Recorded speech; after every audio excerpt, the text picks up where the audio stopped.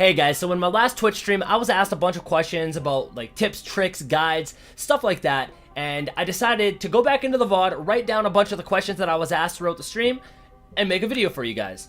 Everything that I found so far is PC related. You find tips and tricks and guides and stuff like that. It's all PC. So I decided to make one specifically for console. Everything you see in this video is doable with a regular factory PlayStation controller.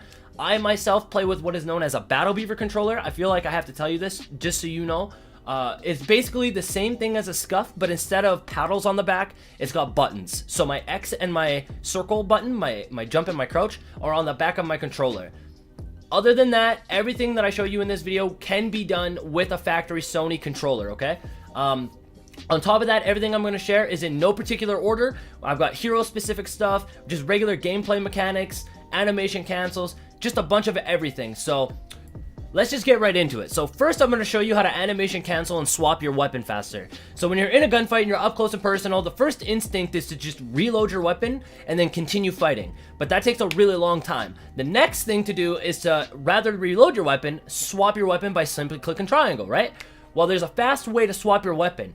It is very simple to do. All you need to do is fire your weapon until you run out of ammo. Then you're going to click triangle to swap your weapon. And at the same time, you're going to click your crouch button. By clicking the crouch button after you swap weapons, you cancel the animation of swapping your weapons and you instantly pull out your second one. So there's also two options for crouching, which I need to touch on. There's toggle and hold. By having it on toggle, you're going to have to click the crouch button twice. Otherwise, you're going to be in the crouch position, which you probably won't want. If you have it on hold, then your character will just barely move. He looks like this. So shoot your weapon, tap triangle, keep holding R2 throughout the entire thing, and you'll swap and keep shooting really fast. It's actually super good to get used to. You should definitely get used to it in the middle of a gunfight. It's a little awkward at first, and I can see it being really hard if you're not playing Claw or if you don't have a special controller like a Scuff or a Battle Beaver like myself, but it is 100% doable. I can do it if I'm just playing Claw, or if you have a different controller scheme, you'll definitely be able to do it too. The next I want to briefly touch on is the flying technique when you're flying off of balloons to fly farther. There's actually two ways you can do this on console. You see PC players do it all the time, but on console you can do it two separate ways. So the first, all you need to do is go up the balloon like you would normally, fly like you would normally, but when your character model puts his feet down to the ground as if he's about to start landing, you're going to look straight up in the air with your right stick. That's all you need to do. So every time your character puts his feet to the ground, look up with your right stick and you'll fly much farther than you would normally. The second actually works way better than the first, but you have a little less control over your character. So before you go up, right, you're going to look straight up in the sky and then you're going to hold L2, okay? So straight up in the sky, hold L2, and now you're going to be able to look around. So your character model is actually looking straight up in the sky right now and you're just in spectator mode. Now all you need to do now is just guide yourself with your left stick into mountains or bigger buildings and you'll start gliding just as you see here. So look straight up in the sky, hold L2 to go into free roam or whatever you want to call it, like a spectator mode, and you just guide yourself with your left stick and you'll be good to go. So the next tip that I want to give you is specifically for Mirage. So the way Mirage works is if you have his ultimate ability and you click L1 and R1 at the same time, you will spit out a bunch of clones of yourself, decoys, and they just stand there and they don't do anything, right? It's super underwhelming. It's not a very good ultimate ability. The best part about it is that you're invisible, but if you're playing against a really good team, then they're going to know that you're invisible anyways. So here's what I like to do. I pay attention to my surroundings during each fight, and I pay attention like, okay, I might use my ultimate here, I might not. If you find an elevated platform, such as this rock, it could be much smaller than this, it doesn't matter. If you find a rock and you use your ultimate while you're elevated, every decoy that falls off the elevated platform will run in that direction that they're set out. And they'll keep running until they either run into something or they disappear from your ultimate running out. Every decoy that doesn't fall off will stand on that rock too. So this works in two separate ways. One, you got a bunch of decoys that are running out in a straight line, right? And it might trip out the enemy, be like, oh, whoa, like what's going on, right? And they start shooting all these decoys. You're invisible, which is another, so you can run in the complete opposite direction of all these decoys. It's much better. I feel like that's the way his ultimate ability should work just on the regular basis. It's a really good way of using the ultimate. So remember to make sure that you're using his ultimate on an elevated platform, because what's better than a one-man bamboozle? A six-man bamboozle. Bamboozle the enemies, boys. Send them all out. So while we're talking about specific heroes, I want to talk about Bloodhound, because there's a way for you to animation cancel his ultimate ability. As you can see right here, it takes a long time to pop his ult.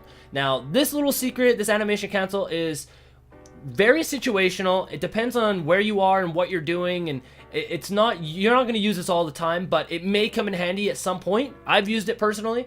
So what you're going to do is you're going to find a balloon, right? If you walk up to the balloon and you start going up the balloon, you can use his ultimate ability while on the balloon and it'll pop instantly. The second you click L1, R1, it'll pop it. There's no animation for it whatsoever. So you can climb the balloon, you can pop it, you can either jump off the balloon or you can go back down to the ground. So like if I was fighting right here, for example, I could pop the ultimate and I could just jump off the balloon and get into the fight, right? That way there's no way of me getting caught off guard while using my ultimate. So like I said, very situational, but you could find it useful. The next thing I want to talk about is doors. Doors in this game can give you an advantage if you know what you're doing. So I have a hypothetical situation set up right here, okay? So I've got my friend coming, and I'm blocking this side of the door. Pretend he's an enemy. If he tries to open the door, it's blocked because he can't get it. He can't open it because I'm standing there. You can break doors if you melee them. So I've got him to break this door, but he's still in the melee animation after he breaks it. So if there's an enemy trying to get into a one-way room and he's trying to break down the door, you can block it with your body, and then you can also plan, if he's breaking the door, if he's meleeing it, you can get a couple shots on because he's stuck in the melee animation from trying to break the door, okay? Now, he also sent me this awesome clip. I want to show you guys this. This is hilarious. So what's happening here is he's down, okay? And while he's down, the enemy's trying to thirst him. And what he's doing is he's going in and out of this door, and he's blocking it. So the guy is trying to thirst him, and he keeps going in and out of this door and blocking it from the enemy from opening it. You could use this to your advantage too. Shout out to Ratchet. Thank you so much, Ratchet, for letting me use this, by the way. This is hilarious. I love that. This whole clip is just super funny. This guy is continually trying to thirst him, and he just keeps moving in and out of the door and closing it and then blocking him from opening it. Obviously, if this is a decent player or he knew what he was doing, he's probably really new. He would just break the door and shoot him if he really wanted to, but, you know, it's funny. It's just a way you can see what he's doing with the door. He's blocking it with his body so he doesn't get thirsted. So I've got one more hypothetical set up with my friend Ratchet. What you can do when you're running through a door, if a door is closed, you can sprint through it, double tap square, and you'll actually open, then close it behind you. So if somebody is chasing you, you can close a door, run up a wall, and they'll run right through it looking to where you went, and you'll be behind them and you can get a couple shots on. Again, very situational, but I think the main thing to take from that is that if you double tap square while running through an open door, you close it behind you, so if somebody is shooting behind you, you might be able to get away. It'll increase your chances of getting away at least. Speaking of that, another example of this is two-story buildings in this game. Most two-story buildings in this game will have a little ledge between the first and second story that you can actually sit on. So hypothetically, if I was getting chased there and I turned the corner, if he was following me and I actually climbed up there, he wouldn't know. Most people would either keep going around the corner or look for a window or something, or even if they do come around that corner, chances are they're not going to look up. It very rarely happens. I've done that quite a bit, and they've never actually looked up on me. So it's just another good technique of, you know, game awareness, map awareness, just a way of getting away. So remember that. If there's a two-story building, you can, most buildings, not all buildings, you can sit in between the first and second story. There's usually a little baby ledge there that you can stand on. So I've got one last tip for this video, and that's mobility, and that's the sliding and the jumping. There's so much to it, and I could go into detail. I could make a whole video about this, but to make it very short and brief, if you slide and jump at the peak of a ledge, you will jump farther than if you were to just sprint and jump. So you can maneuver through buildings, you can like parkour buildings way better. There's gaps in this game that you wouldn't be able to make. If you do it off of a hill, you can keep sliding even farther. But just a short example of being able to do this would be like a gap like this, for example. Let's just say I just sprint and I jump over this. You know, you got that little climb, it's slow. If you slide and then jump, you get like a little speed boost and you can easily clear this gap. Now there's gaps bigger than this, obviously, that you can actually jump over. This isn't the only one. This is just a little example that I found while roaming the map to make this video.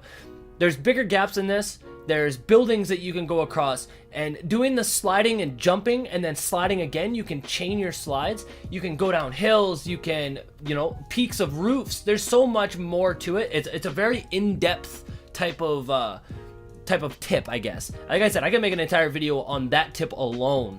But just use your imagination when doing it. If you're on top of buildings, moving around, you can do your own thing with it. Like I said, there's a million different ways of explaining it. But sliding and jumping, whether it be off of fences, off of ledges, down hills, whatever it is, make sure you're slide jumping basically every time you're jumping, I would say. Unless you're maybe jumping in a gunfight or something like that. But anyways, I hope you guys enjoyed the video. I hope you learned something. I'm going to play the rest of this game out. Thank you guys so much for watching, and I will see you on the next video.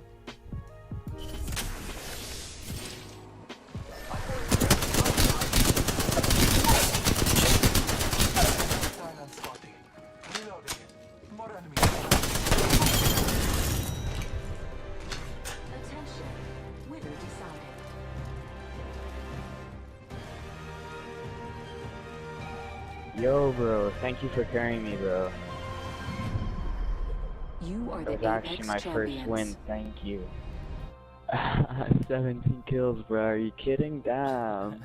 Good shit, dude. Good game.